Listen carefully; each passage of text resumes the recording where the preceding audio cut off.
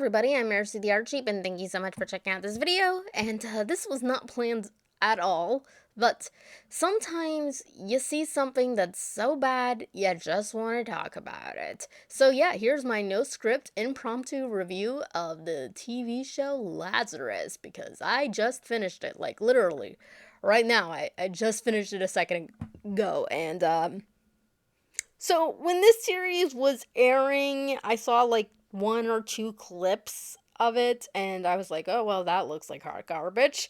And it always keeps getting recommended to me on my feed on HBO, and I'm just like, I don't think I'm really gonna like it. But never consider me an unfair judge of sheep. I did decide to finally give it a watch, and it was bad. It was bad, and it's a shame because it's actually made by the same creator as film director of Cowboy Bebop, Shinichiro Watanabe. And wow, what happened, dude? I heard, I do not know if this is true.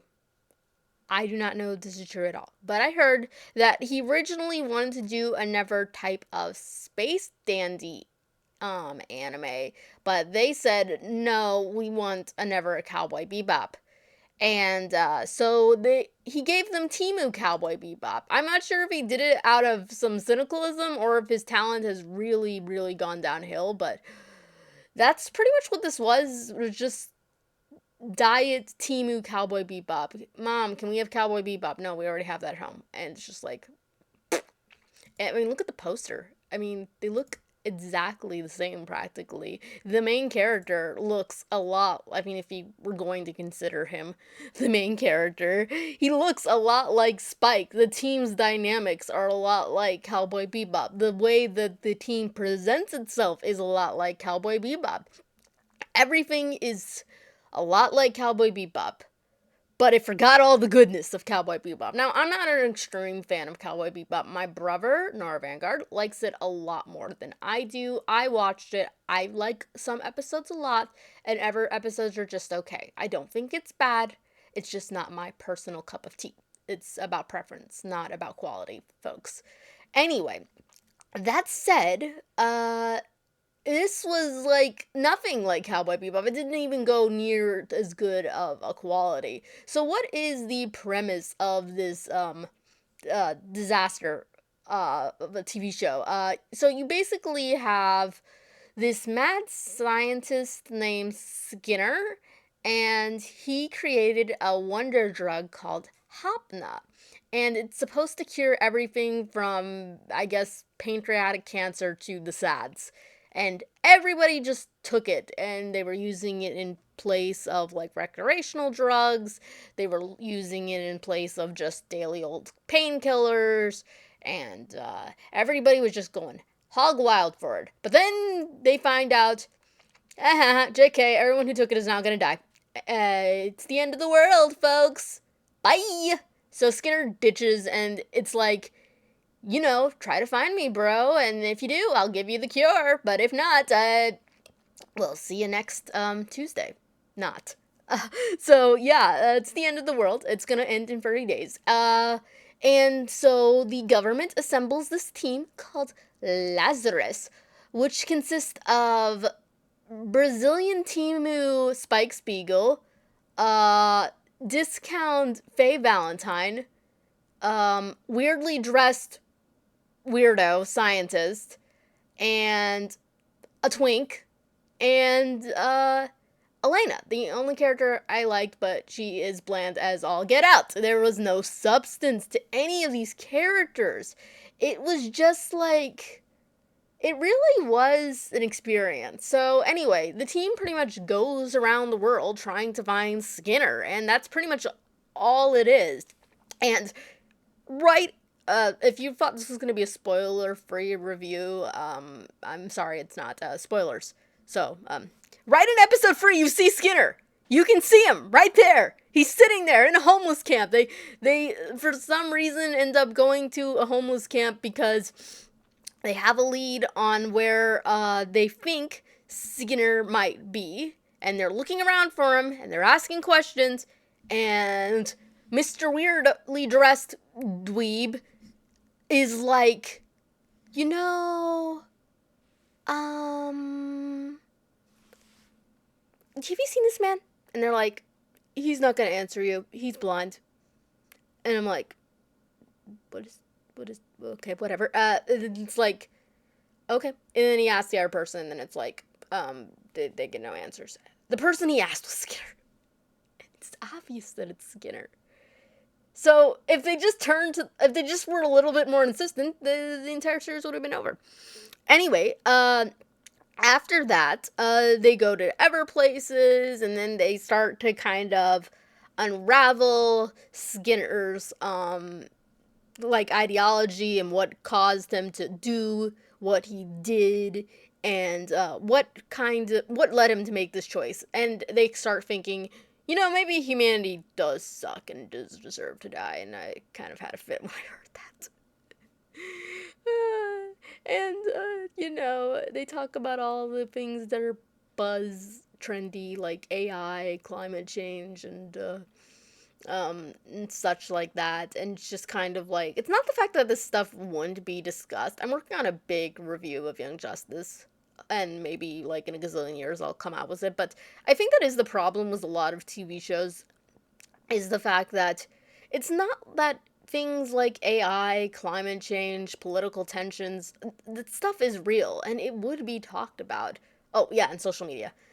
All that stuff is real, but every single time people touch about these issues within TV shows, it's always so shallow and it's always never explored in an interesting way, and it always comes off like my boomer dad, no respect to daddy, but it always is like coming off as like my dad's explanation of what social media is. Like they just figured it out last Saturday of what SoundCloud is, like literally, which is an everything. Like they're basically the Suicide Squad, because the team Lazarus, I guess I forgot to mention that, like I said, this isn't a script review, are all given bracelets, and if they don't obey, they will die. And the reason this team is consisted of all like criminals, each one of them have done different things, and I literally could not be bothered to remember, even though I just saw it yesterday. I pretty much binge watched the show all in one day, and it was like, yep. And yeah, so that they're given bracelets, and they take orders from basically white Amanda Waller, and it's funny. She's supposed to be a government agent, and they're all supposed to be like extremely smart and clever people, but yet some of them do not know the most simplest of terms. Like, I forget how she worded it, this character right here, Elena. She was like saying about this network not being secure, and this character was like, layman speak. I'm like, what? And there was other examples too where she had to explain something, and I'm like, I understand what this means. How do you guys live in the time period you do? Which, yeah, that's another thing I forgot to mention. It takes place in the year 2050. Let's see what it says. Oh, 2049. But now it's 2052. Yeah, 2052. And so, yeah, it is 2052, and nobody knows this basic stuff. And 2052 and SoundCloud's still around. That's interesting. Not that I have anything against SoundCloud. I just didn't think it was that popular. But whatever. Maybe that's why she has to explain it to what they are. It's basically a ghost site. But yeah, so like I said, the entire premise is them just going around looking for Skinner. And I think one of my biggest problems was the show. Well, I have a lot of problems. Let me list them off one by one. So, my first problem is the fact that the fight scenes are really good, but the rest of the animation is kind of crap. And everybody's design looks so generic and bland. Like, nothing's really inspiring about any of these characters.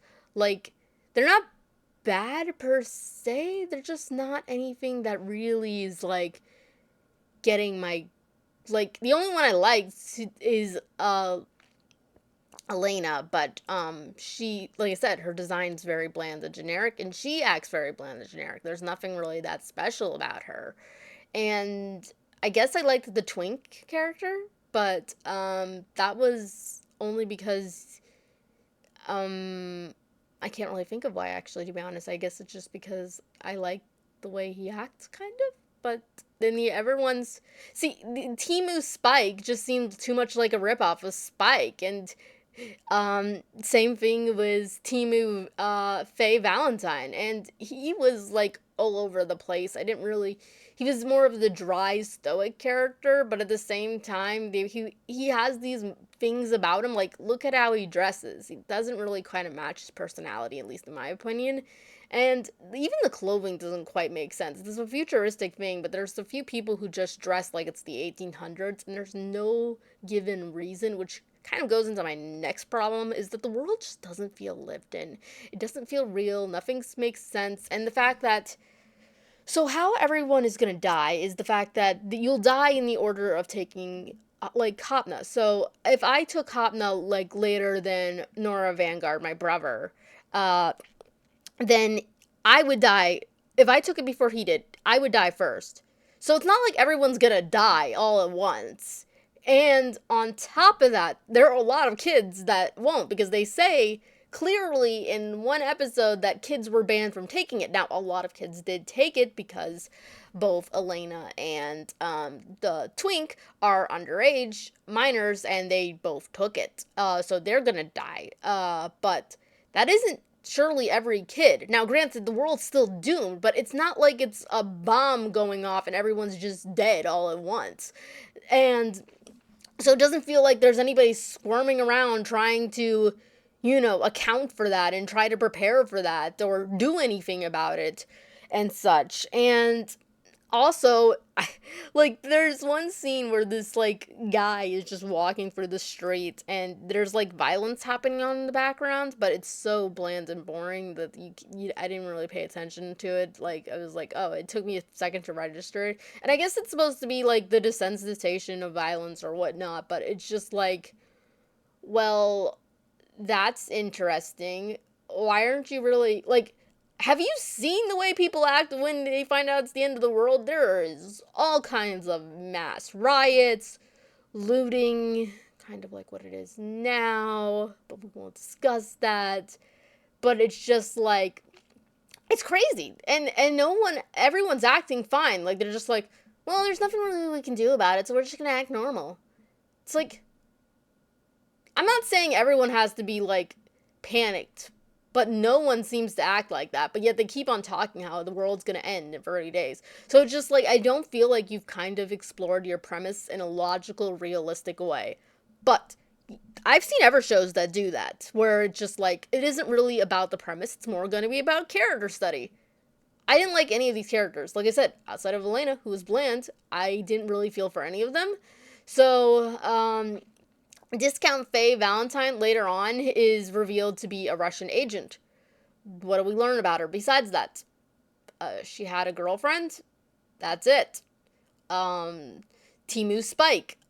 He was in prison and he's got like over 200 years put to. He's a lifer. He ain't getting out, and the reason why is because he keeps breaking out.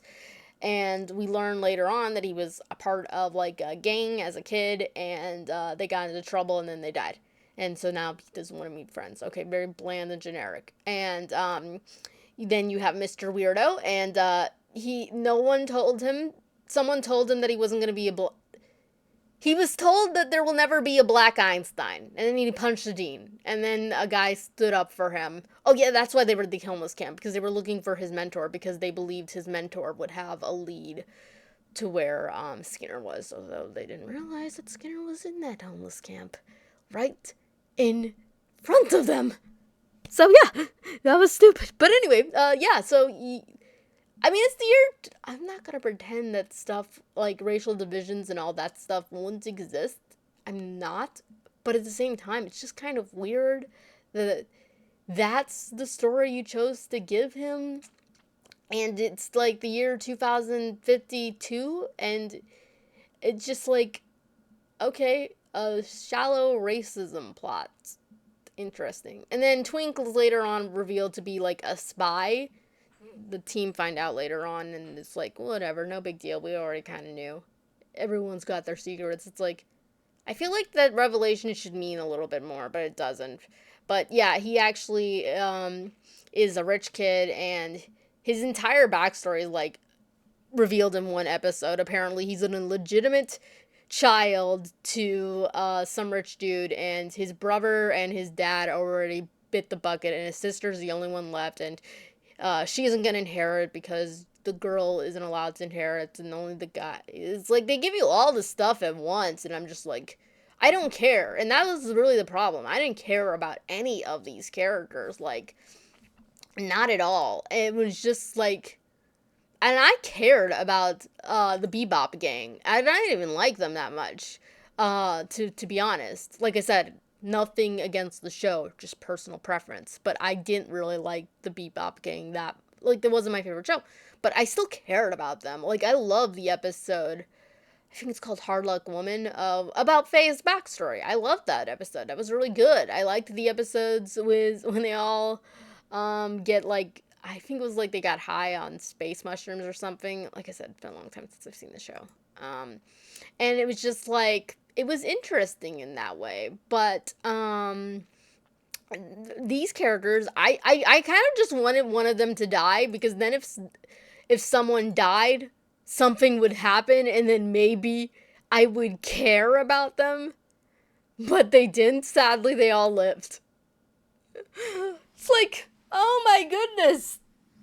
And then, towards the end, like I said, I'm not really that detailed in the plot, but it really is just them going around different countries looking for Skinner. They find nothing, and then they're back to square one. They even say that in episode 7. It's just like, it's basically a long scavenger hunt. And like with Cowboy Bebop and like Carol and Tuesday, and I haven't seen Space Dandy. I haven't even seen Carol and Tuesday, but I do know what it's about.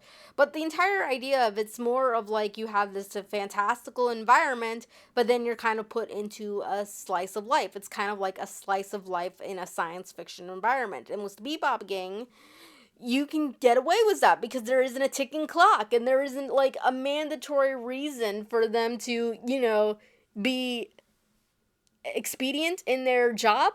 I mean, sometimes there is, but for the most part, it's just, you can show just their lives. But this, you can't do that because there's a ticking clock, 30 days, or else everyone's gonna die. But not really, because everyone did take Hopna at the same time, and the kids will still be alive, at least some of them, but not all of them, because some of them took it. And yeah. But going back to the characters, I forgot to mention Elena. Like I said, she was my favorite, but she revealed that she was born in Hong Kong, but then her mom joined a cult. So I guess they were all Jonestown, but they serve an AI instead of God, and then she escaped. They didn't really go into how she escaped. And then she ends up her and the twink end up sneaking back into the cult, and to get information, because the AI was based off of Skinner's mind. And they think, oh, well, if it's based off Skinner's mind, maybe it has a clue to Skinner. It doesn't. And so it's like, well, that was a big waste. And if I was them, I'd be starting to feel frustrated. Like, something, just nothing, everything's coming out empty. But no, we don't get that. We don't get any, nobody's treating the situation realistically to how it would be treated in real life. And maybe that's just supposed to explain the type of characters that they are. Like, okay, maybe if the world was ending and everybody else, they were chill about it, it's, it says something about their character. But everybody's like that. Everyone is like it. And some of the characters, like, there's this one ever hacker named Popcorn Wizard, and so loud, so obnoxious. I wanted that character to die. I wanted the character to die because it's just like, oh my goodness, you're so annoying. I hate you. It's a fictional character, so don't take it literally. But, oh my goodness. I mean, the voice acting was good on the character and really captured the annoying essence, but that's about all. And like I said, most of the designs are just kind of bland or ugly. Like, I just really didn't like it. Like, I think like I said, I like Elena's design. I don't like her design. He looks just too much like Spike. I like his design if he wasn't dressed so weird, and I like his design, but it's so bland. And all the side characters look ugly. There's this one assassin, because they want to kill him because he was one of the first people to take an experimental version of Hopna, but he ended up escaping. So the thing didn't like go all the way through, so they wanted to get rid of him. so that way they could get rid of the evidence that they started using early experimentations of Hopna. So they introduced this assassin, and he's a Chinese man, and his design's just so ugly. It's kind of surreal, but not in a good way. And it just looks so different. Also, like I said, she's Russian. Later on, it reveals that she was a Russian agent. And what's really funny about it is that none of them sound Russian at all. And like the Chinese guy, he does sound a little bit Chinese. He speaks Chinese. These people don't act anything like Russia, and I'm wondering if that has anything to do with real world situations. Like, if that's the case, I don't know.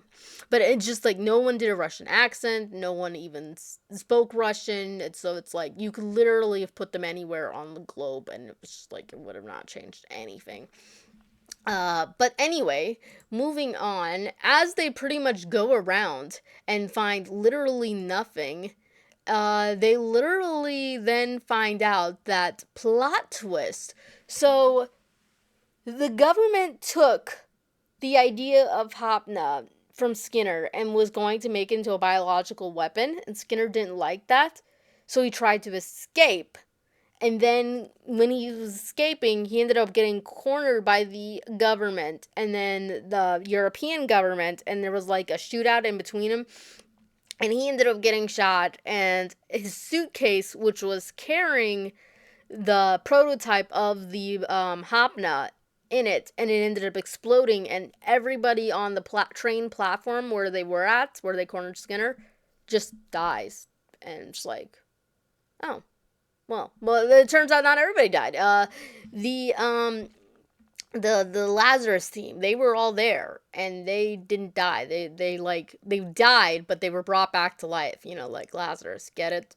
And then so they just ended up living, and it doesn't really flesh that out. And then finally they find Skinner, and he's like, oh, you guess you found me. Here's the antidote. By the way, I'm the worst human being who ever existed, because after that whole entire ordeal, I guess he went through an emo sad moment and he decided genocide of the entire human population. That's the next logical step, folks. And so that's what he did. And so it's like, oh, you're a horrible monster. It's like, even if you weren't aware of everything, it's just like that just means you're an idiot. It doesn't mean that you're like for not culpable. But whatever. They get the cure of Hopna, and he writes some like science code down the paper, and it means nothing to me. And that's pretty much it. After that, the team is disbanded, but they're all free of their criminal charges, and they're like, you can go. And but then they decide to rejoin Lazarus and be like the government's like secret agent group, because they're all so amazingly capable and stuff. And yeah, that was a show. I probably did it injustice of it explaining it, but forgive me if it was bad. The show was bad. And what are the redeeming qualities? Like I said, the animations, fight scenes were good, but since you're not invested in the characters, you really don't care. And I probably would just recommend watching Cowboy Bebop, since it's animated better and it also has characters that you care about, because if you don't care about the characters, you're just watching action heroes. And I said this last night when I was doing my Shinobu drawing. It's like one of the reasons why Kimetsu no Yaiba is so popular is just because it has characters you don't hate. Are they fleshed out the best? No, but you don't hate them, you actually like them, and they're doing cool stuff. It's as simple as that, folks. It really is as simple as that. But in the end, these characters, you don't care about them, you don't know them, you don't really. They're bland, they're generic, and that is pretty much how it just is. And so you don't care about the fight scenes. And like I said, the animation in Everplaces is kind of jank. And it just comes off as trying too hard to be Cowboy Bebop, but they took Cowboy Bebop and put in a doomsday scenario and then mixed it with the Suicide Squad and expected it to work, and it didn't. So anyway, that was the review. Overall, I give Lazarus 3 out of 10 on the sheep scale, and maybe even a 2 now I'm thinking of it. But I'll be generous. I'll put it at a 3 because I did like some things in it. Like I liked Elena and I liked the cat. But that's all. But with that said, I do not recommend. Maybe watch the fight scenes, but that's all. Anyway, I will be back with another video, hopefully real soon. If you liked, do all the YouTube things. If you did not like, understandable, I just more did this for myself than anything. And, thank you for watching this far anyway. And I will be back with another video, hopefully real soon. Until then, bye!